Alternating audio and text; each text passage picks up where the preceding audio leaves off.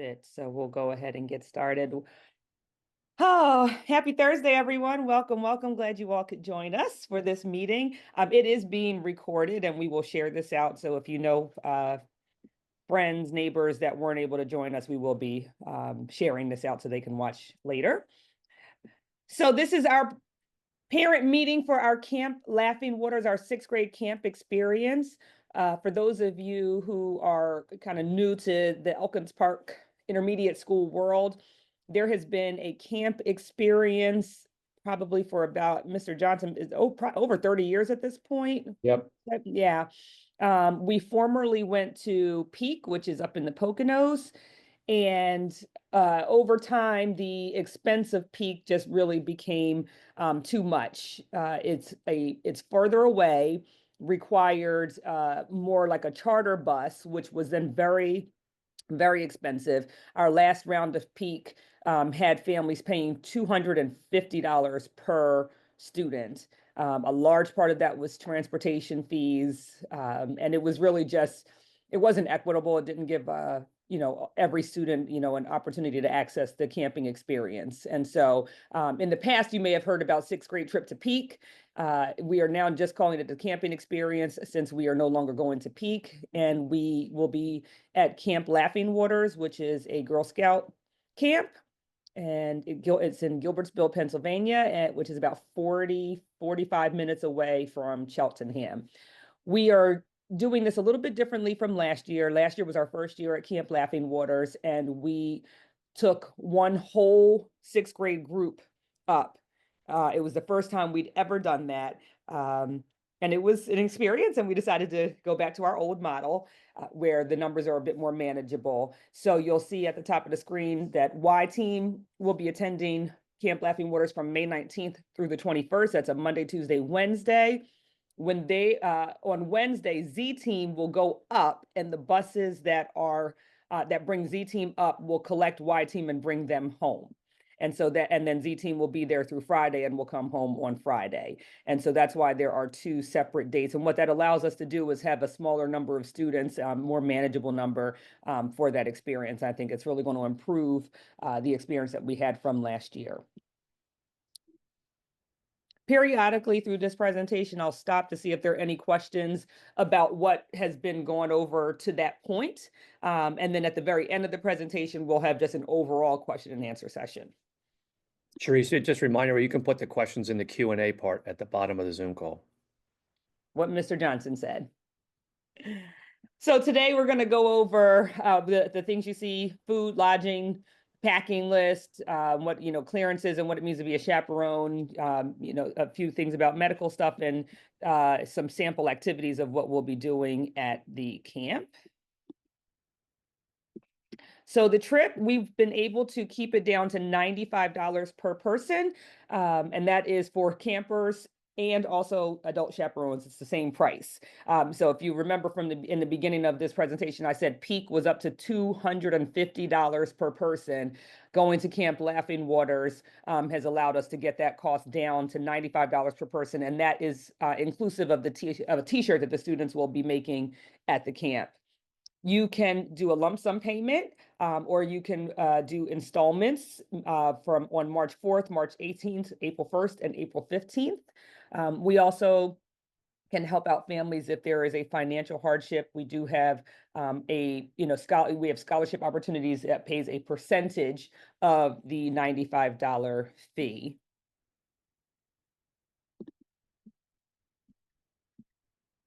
So this is something that we'll be going over with the students. What it means to be able to participate. You can't have any major behavior infractions in school or on the bus, or if they continue to have or build up a number of major behavior infractions, it can impact their ability to attend the trip. And the same thing with minor behavior infractions. We give warnings, we work with students, we work with families. Our goal is to have every student that wants to attend be able to attend the trip.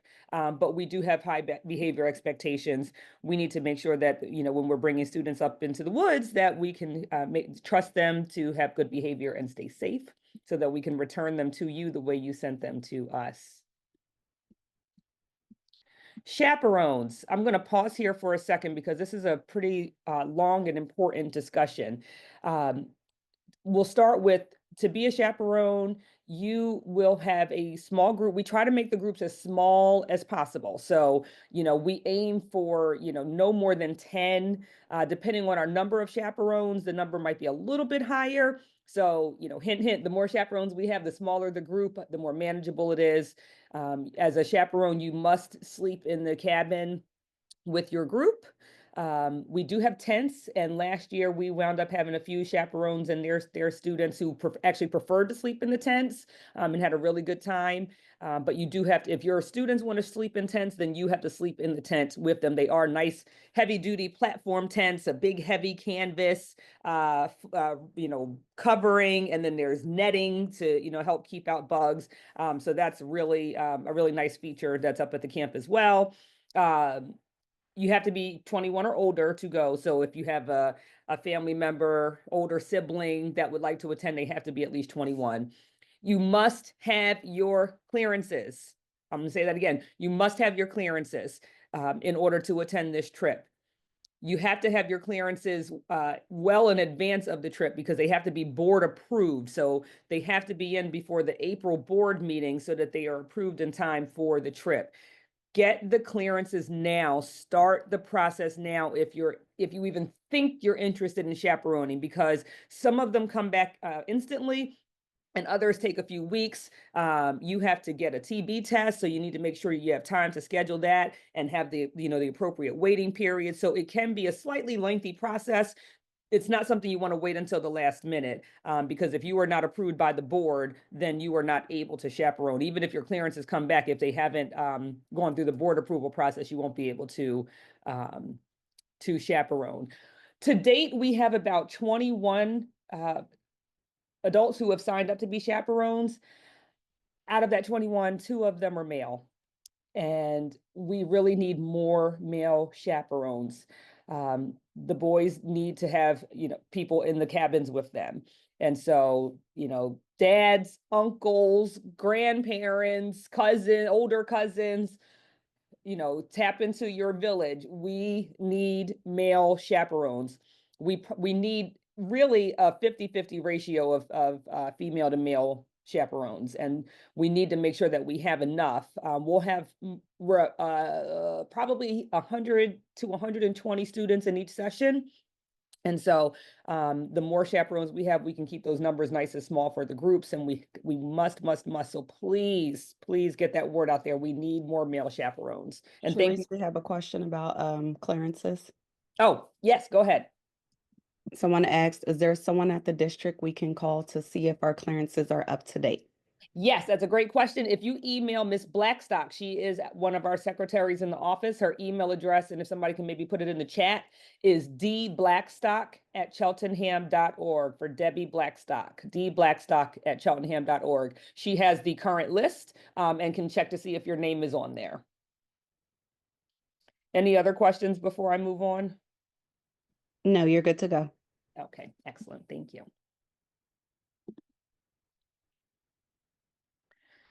So this is a typical site. You'll see there is a cabin. The cabins can sleep anywhere between 16 and 26 people. They are bunk bed style beds, nice, pretty nice thick mattresses that are on there.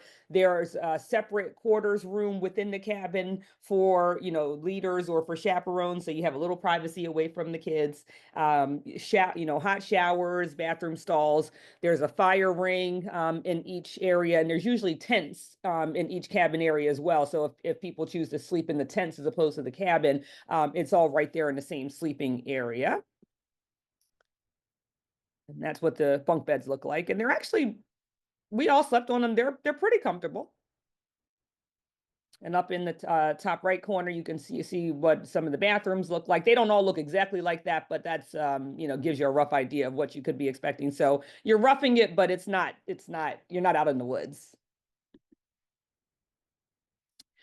So the food is catered, and it's actually pretty good. It's pretty good food. we go with a pretty basic menu that's very kid friendly. He accommodates any dietary needs. You just have to let us know ahead of time, and you'll be receiving a flyer with QR codes with different different forms to fill out, and there'll be space to put any dietary restrictions or food allergies. And he was very good at working with us and making sure that we accommodated families. We also will have snacks on hand. But the sample menu, this was one day that we had there, cereal, English muffin bagels, there's coffee. I'll say that again, there's coffee, and it actually was pretty decent coffee. His sandwiches, there's always dessert. His brownies were like really, really good. Pasta, garlic bread, salads, so, a pretty basic menu. But we do get catered meals for every meal. The group that goes on Monday will have lunch and dinner on Monday, all three meals, breakfast, lunch, dinner on Tuesday, and then breakfast on Wednesday. The second group will come up and have lunch and dinner on Wednesday, all three meals on Thursday, and then breakfast on Friday before they head home. We have a new question. We got a new question? Go ahead. Yeah, this goes back towards the finances. It says, does the $50 deposit go towards the cover all costs of $95? So the $50 deposit really kind of covers the food portion, because if someone and for example, for various reasons, we had several chaperones that in the last few days were unable to attend the trip, but we already had to pay the caterer, so we had to have that money to pay the cost of the food. The actual cost of the trip is $114 per person, regardless of whether it's a student or a chaperone. Through fundraising from PTO, we've been able to underwrite that cost and get it down to $95. But we still have to cover the cost of the camp. And so if we have a cancellation that comes too late, that money has already been put out to cover the cost of the camp. That's why that's the point of that deposit, because it covers that food cost. Any other questions at the moment? When is the $50 due? The $50. So I'll send out a separate email. We are, the way our trip approval in the district works is once the trip itself is approved, then they can open up the payment link. So we're still waiting on the final paperwork to get approved and when the payment link will be made available. So once that happens, I'll be sending out an additional email with specific dates and steps and next steps for paying on the trip. Any other questions at the Reese, moment? just to clarify, after the $50 deposit, the balance will be 45, correct? Correct. Any other questions, Ms. Blyden? No, that's it. Okay. And before I go on, I'm sorry I didn't have the rest of the staff members that are here on this presentation with me have a chance to introduce themselves. So I'm going to stop for a moment, and we have our wonderful PE teacher, Mr. Doug Johnson. He is one of our trip leaders and will be on site all week long. We also have Ms. Tasha Blyden, who is one of our fabulous teachers, new to us this year, and has jumped in with both feet and will also be on site all week for the trip. And then we also have Mr. Byron Ryan, our wonderful 6th grade vice principal, and he and I are going to split the sessions. So I'll be up on site for the first group and he'll be on site for the second group, so that there's always an administrator present. Mrs. Nelson, just to clarify, I know we will provide snacks. Is it okay for parents to send snacks with their child? We ask that they not, unless it's medically necessary. If there are specific dietary needs for snacks, we provide a variety of snacks. It's a camp and we're out in the woods, and if kids are not securing their food properly, that can come with the ramifications of bugs and animals. We have our things either in the kitchen or we have some storage in the activity center, and so we will provide everything that is needed. If there's a specific reason that a child needs a specific type of food, then that's a private conversation, and we can work something out for that. But in general, no, kids should not be bringing their own food. Another question regarding chaperones. Mhm. Are the chaperone kid groups all the same sex for safe sleeping arrangements? If I were a chaperone, would I be able to be in charge of my son's group? This is coming from a mother. So the groups during the day can be mixed. At night are same sex. So I'll give the example if I have if I'm a chaperone and Mr. Johnson is a chaperone and our group is moving together throughout the day. At the end of the day, when it's time for bed, he's going to take the boys from both groups and I'll take the girls from both groups, and then we'll meet up again in the morning. That's the intention. But there's no co-ed sleeping. Do the kids get to choose who they are grouped with? And a separate question is, are there just administrators going on the trip or teachers as well? Do you want me to answer the grouping part? Yeah, so I'll do the staffing part first, and then you can jump in on the grouping. There will be teachers. Mr. Ziegler, our safety officer, will be attending. So there's other staff. We usually have some paraprofessionals that go. So it's not just the administrators. There are other teachers and staff that attend. Go ahead. I'll be there all week myself, and as well as Miss B. And as far as the groups are concerned, the way we've done it in the past, and it seems to be very successful, is during one of the phys ed periods as we get closer to the camping trip, we'll hand out a survey to each of the kids asking them to write down the names of 3 people that they would like to be a part of the camping trip with. And what I tell them is I guarantee them that they will at least have 1 or 2 of them, and I will do everything I can to have all 3. We take that information back to their homeroom teachers and with their partner teachers, and then the 3 of us take each classroom and we help disseminate the kids into what we think are best workable groups. And then usually a week or 2 prior to leaving, we have the groups that are posted, and then we have to usually kind of jockey a couple of students around just to settle issues regarding personalities or conflicts and stuff like that. So, but usually 90% of that is resolved prior to us leaving. Any other questions, Ms. Blodgett? Did we discuss? We didn't discuss the medications in the nurse yet. So Not yet. this didn't come up yet. The question that's already asked, it'll come up soon. Okay. All right. I'll keep moving. Okay. So this is a sample schedule from last year. It's going to look a little different this year because Mrs. Rothenbach and Mrs. House, they did it last year. They had a science station that was separate from this activity schedule that the Girl Scouts put together. This year, it's going to be built in. So the rotations are going to look a little different, but it gives you a sense of the types of activities that'll be available, scavenger hunts and hikes. There's various field games. We have pool access. And because we're doing 2 sessions, we will actually have access to the pool twice on each team session, as opposed to once last year. And the kids really did enjoy being in the pool. The archery sessions were fantastic. We had a dance party in the evening. We also had a big Campfire. bonfire. Yeah, big campfire. One evening was the party. So if you are attending, we will help you keep those kids occupied all day. And at nighttime, they will be very tired. So it is a lot of fun. It is busy, but a really good experience. Just some pictures of some of the facilities. Top left, that's the rock climbing wall. That's one of the stations.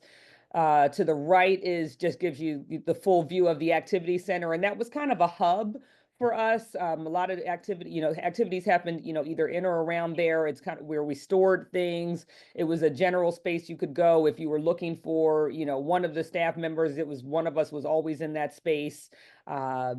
There's also you'll see the fire ring down in the bottom left, and that's where we had our campfire. And then the pool, you can see it's a very nice sized pool. There are licensed lifeguards on duty. So it is, it's very safe. The Girl Scouts do a very good job of making sure that the campers are very safe. Here's the packing list, and of course, this will come home as well, so that you all have your own copies, but just so you can get a sense of what is needed. The students must have either a sleeping bag or a blanket and sheet, because the beds, it's the bed and the mattress, that's it. If they sleep on a pillow, they need their pillow, they need to bring everything with them. There is nothing that is provided there. And so you need to make sure that they have a variety of clothing. Last year, the weather was beautiful, but it was hot. It was very, very, very hot. We don't know, because this trip goes on rain or shine. So you just want to make sure that your student has everything that they would need if it gets cooler at night, or if it's raining. Just make sure that they have what they need. Just a mom aside, when my son went to Peak several years ago, he's 20 now. It was cold and I didn't realize it, and I did not pack him long pants. And so I still feel, he at almost 21, I still feel terrible that he was cold in the woods. So, we want to make sure that they have everything that they need. And again, where we have financial support for families that may need some help, we will be also working on support for packing list items as well. So those are all things that if you need any support, or of a family that needs some support, just reach out to me directly and we'll work with you. We have a few questions before we get to that. Okay, go ahead. One is related to an activity. Do the kids get to make s'mores? Yes. Yeah. And the second question goes back to the friendship. If a student isn't assigned to a group with requested friends, will they have the opportunity to spend time with them at some point, or do they Yeah. stay with the group the entire time? No, to be quite honest with you, we didn't have that situation happen. We were able to manipulate the groups so that everybody was happy. And even on site, if we had an issue, with just a couple of conversations with the chaperone parents, we were able to move kids around so that they were happy. We satisfied all those needs. So, and I've been doing this for a long time. That's my priority as far as how I'm operating in this leadership group. So I take a lot of information and make sure that we get them where they need to be and that they're happy, because we want them to have a good time. And cell phones, are they permitted or not permitted? No cell phones, none. And I know some of you might be cringing a bit at the idea of not being able to reach your child during that time. But I assure you, all of the staff, we all have cell phones. The camp has landlines, and you'll have you'll have multiple phone numbers that you can contact if there is any problem. We make sure that we're able to reach you and that you are able to reach us. But the kids, they thrive. I'm going to say that again, they thrive being out there without those digital distractions. And so we did have one or two kind of try to sneak the phone up, and they weren't, very good at sneaking. And so we took them and locked them up for the duration of the trip, just to really let them have a chance to just be kids running around in the grass and having fun with their peers without those distractions. So does that ban include all technology such as tablets and iPads? That is correct. We are electronic free. What was our chaperone minimum we were hoping to reach? So I would love to have at least 20 chaperones per session, so 40 for the week. And we definitely, I'm going to say it again, if anybody new has jumped on, we are in dire need of male chaperones. At the moment, we only have 2. So, but the more the merrier. So if we wind up with 60 chaperones, that's great. It just means we have smaller groups, and that's fantastic. You can move on. Okay. All right. Medical. So if your child takes a medication at home and only at home, there'll be a paper that'll come home that you have to fill out, and it has to be signed by the doctor, or someone in the doctor's office, giving permission for that medication to be dispensed while at camp. There is a full-time nurse at the camp. It is a nurse provided by the camp, so very familiar with all of the camp procedures and everything. students who have existing meds at school, we can take those meds from school. Our school nurse would pack them up. You don't need any additional paperwork because we already have your paperwork on file. The only new paperwork we need is if students do not have paperwork on file in the nurse's office at school, then we need the permission form signed for that to be dispensed while we're at camp. And there is a separate form that will go out for that. And then the hard copy page that would get filled out by the doctor's office, we will provide.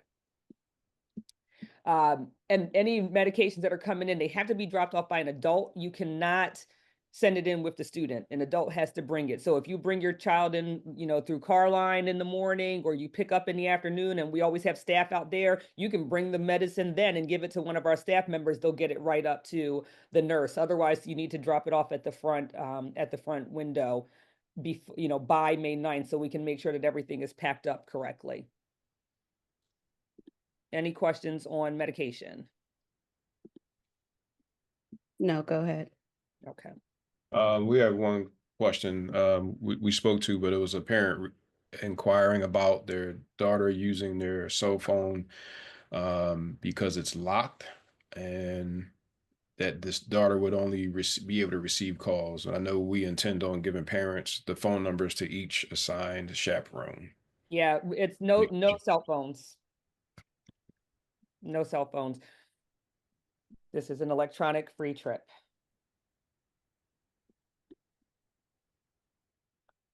And this is our last slide. And it's because we're going into our question and answer session. So this is the time, anything that we've covered that you still have questions on, anything that we haven't covered that you've thought of that you have questions, this is the time to ask. What time would the second group arrive back to EP on Friday? They should get, but Mr. Johnson, do you remember it was like close to noon, Yeah, around noon? it was around 12:30. Yeah. And so we highly, highly recommend that you have someone, if it's not yourself, to be able to come pick your student up when they return. They are dirty, stinky, tired, and don't really want to be in school. And they have a lot of stuff with them. And so to try to get on the bus is challenging. There were a few kids that thought they wanted to stay, but by the time we got back and 99% of the kids went home, then they were on the phone calling for someone to pick them up as well. So we do highly recommend that when it's your students' time to come home, that you arrange for them to get picked up, because they're ready. They don't want to stay in school at that And point. that's the same for Wednesday as well, because I just saw a question pop up about that. So the Wednesday group will probably arrive around the same time, 12 Yes. o'clock. Yes. So both departure days, Wednesday, the kids arriving home, and Friday, the kids arriving home. Please make arrangements, if at all possible, to pick them up. Can they send bug spray? Yes. Are there alternative for meals if your child will not eat what is listed on the slides? So we would have to talk offline. It depends on the level of, I'll have the full menu available probably in the next couple of weeks. So whichever parent that is, just send me an email and I'll be able to, I'll share the menu, and I'll share the menu out with everyone. Because if it's an issue of maybe a meal or two, we could work something out. If it's everything, then that might be a case that your child needs to bring their own food, and we would make arrangements to store it properly and everything. But whoever that parent is, please just email me separately. Is Wednesday considered an excused absence? It's not considered an absence at all. It's a school day for them. Do chaperones ride the bus or drive their own vehicles? They ride the bus. Do you recommend a sleeping bag, or what type of bedding do you recommend? I would recommend a sleeping bag. Yeah, and a sleeping bag and a thin blanket, because if it's warm, then they're not going to want to be in the sleeping bag. But the sleeping bag will give a nice extra layer of cushion. Yeah, it takes some time to kind of plan ahead with that. You don't want to overpack, because they end up, that once the kids get off the bus, they're responsible for carrying all their stuff to their cabins, and they have to take it all back to the bus. And so you just want to make sure that it's not overwhelming for them. So try to keep it as simple and as possible. But sleeping bags, I think, are the easiest way to do it. Are chaperones required to do both sessions? No, just one session. Whichever session your student is on. The Y team goes first, Z team second. If there is there air conditioning if it's too hot? There are air conditioned spaces.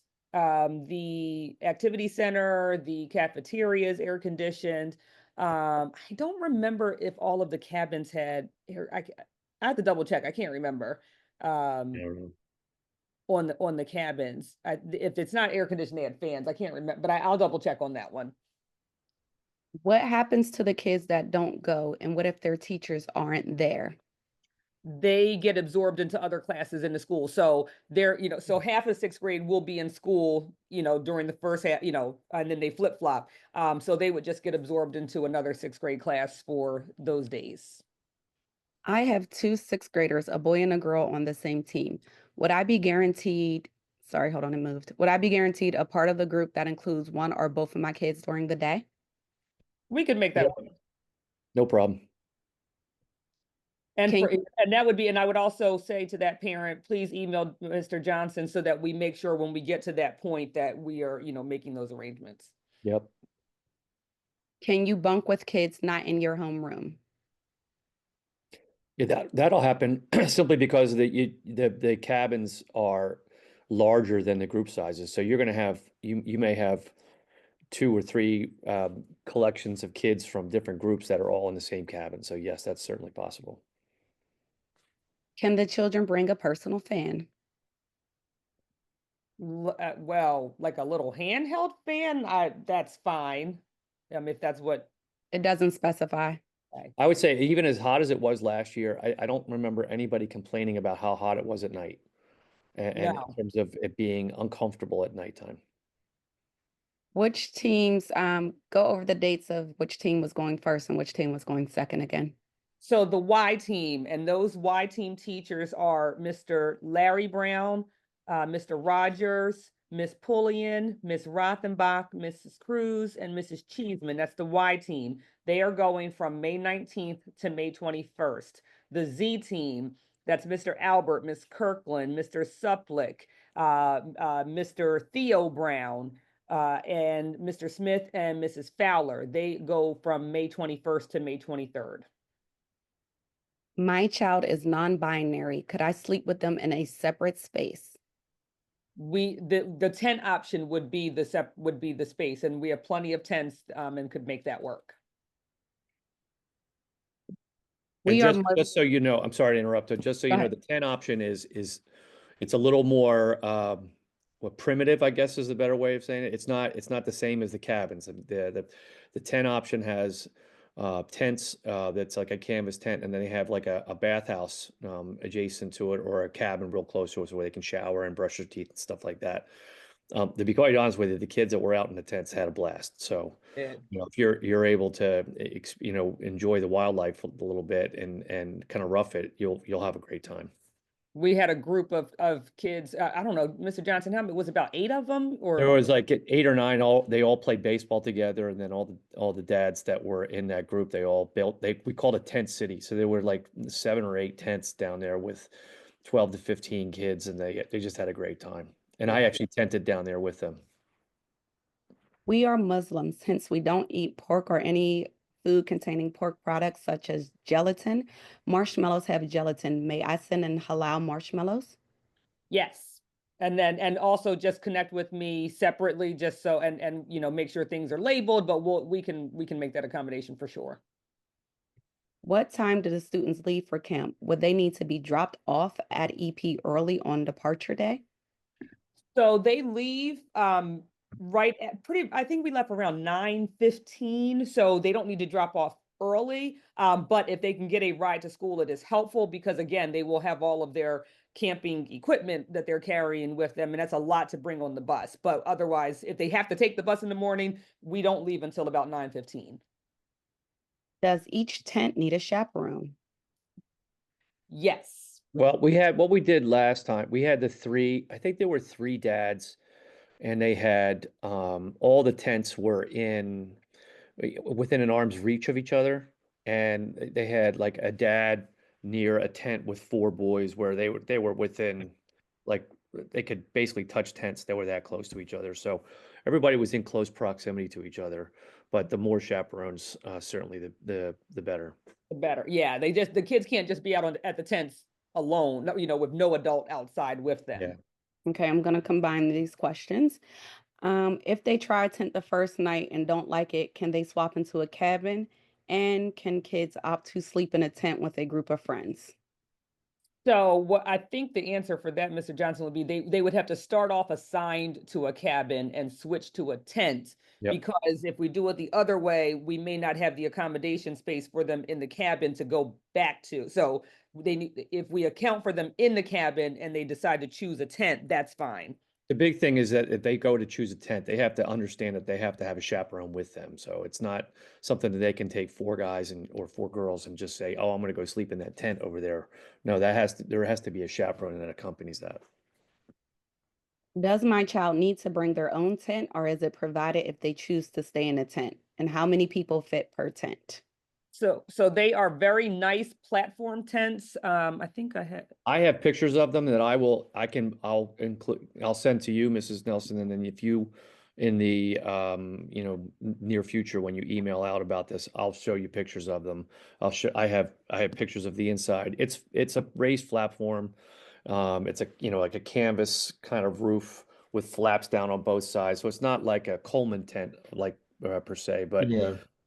it sits up a little bit. It sits off the ground. They have a mattress inside, but there's no running water. There's nothing like that. It just is an opportunity for them to kind of rough it outside a little bit. Trying to see if there was a.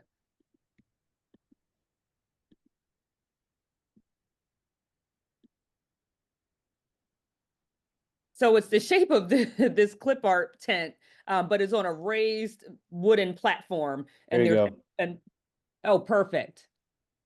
So that's the one tent. There were four boys in that tent. And you can see it's just like a little platform. I'll see if I have an inside picture. Yeah, And here you go. there's four. Yeah, you see the cots that are in there. There's four cots in each tent. I know And it's a new technology ban, but what about old school cameras? Oh, an old school camera. That's cool. here's just a picture of like there's three tents in a row. So the middle tent right there, I think two dads slept, and then the one to the left and the one to the right had a couple of boys in each one. So they were all within, the guys, if the kids were whispering, they could hear them. So There's no questions at this time, but if you could go back to the chaperone, saw Mr. Byron answered a few questions privately, but a few of those did pop up while you were speaking. Anything specific? the pool is not heated. Wow. They were just asking about deadlines and who to send it to. I just figured it'd be worth it just to go over this one more time. And Gotcha. how many chaperones were needed? So again, we need the magic number is 20 chaperones per session. So I need at least 40 chaperones over the course of the week. But it's great if I have 30 in the first session, but I can't only have 10 in the second. So I need to at least 20 and 20 for each session. Your clearances must be in by it's before the April board meeting, because they have to be approved at the April board meeting, which would be 1, 2, 3. So your clearances would need to be in by April 8th. That's 1 week ahead of the April board meeting. So I will be sending you, specific emails. Because there's going to be a flyer that's going to come out. The flyer has a QR code. This year we're trying to go as paperless as possible. So a lot of the forms that were paper last year, we have put into Google Forms. And so you'll get a flyer that has all of those Google Form QR codes linked. There will also be, the specific deadlines for your deposit, for the clearances to come in. Again, I have to get the final approval from central office before they open up the payment link. So I can't give you that deadline until I know when the payment link is open. So more information will be coming with that. But the main purpose of this meeting was to just give everyone an idea of what is involved with the trip, so that you can be prepared, and especially for anyone that's even remotely interested in chaperoning, to start the clearance process. Any other questions, Ms. Blygen? It's fine. One person just asked, could they do 2 days due to, possible restrictions at work? And I answered yes to them. Yeah, those, so those kinds of things that are really specific and personal, just you can talk with us offline. Also, if your kids have any questions about this whole experience, tell them to reach out to any of us here. I see all sixth graders every 3 days. So they're more than happy or more than welcome to ask me questions. Miss Nelson's all over the building, Mr. Ryan, Ms. B's all over. So just have them ask. The apprehension is usually what keeps them from not wanting to go, and I think it would be regrettable because it's really a great experience. They have such a great time, and to see them in that environment is really special. It really is. And last year was our first year at Camp Laughing Waters, and it came with the bumps and bruises that comes with the first year of anything. And we learned a lot. And Camp Laughing Waters learned a lot from having us. We were the first time they had a non-Girl Scout group at that location, and we were the largest group that they'd ever had at that location. And so this year we've cut the numbers in half. And we learned from last year. And so there are so many things that are going to be improved upon from last year. Just starting with half the numbers is huge. But we really took the experiences from last year, and it was an amazing trip. And once we kind of got the hang of things after the first day, we had a really awesome time. And I expect it to be even better this year now, knowing what we know from last year. Do Will chaperones parents receive a copy of the slideshow? Yes, I can share the slideshow, and then I'll also be sharing the link to the recording. spend all day with their groups, or do they get a break? You're with your kids. If you are groups tend to kind of they're like you'll have like a partner group. And so, if you need to go to the bathroom, just talk to your partner, parent or adult that's there, to kind of cover you for that moment. But I mean, you're with your students. But you're not, the other thing too, is there are a lot of times when the kids are self-guided, or they're with their group leader, and maybe they're doing a low ropes course, and it's not necessarily needed for you to be like on top of them all the time. And Right. that can, my favorite moments of the week were watching the parents come into the field house while the kids were outside playing soccer, and the next thing I know, I turn around and the parent was had fallen asleep because they were exhausted. But there's moments where you kind of you fit the brakes in, so you won't be completely overwhelmed with that. And one thing that's a little different than last year was last year there were some centers that had Laughing Waters staff, and some that were self-guided, and the parent or the adult was responsible for kind of leading the kids through it. This year, one of the reasons why the price went up a little bit, we still underwrote it with the fundraising, but the overall price of the trip did go up, was because they brought in more staff. And so all of the stations will be staffed by Camp Laughing Water staff. So that's then, less of a responsibility on the chaperone for being responsible for running that activity. And if you already have your clearances and things on file, this came up again, so I'm gonna just repeat it. You can email Ms. Blackstock at dblackstock@cheltenham.org. And clearances are good for 5 years. So if you just, if you think you have them on file, think back to when you got them, because they are good for 5 years.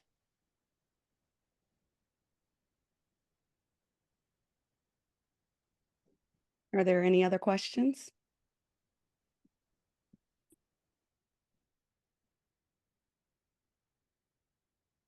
No? All right.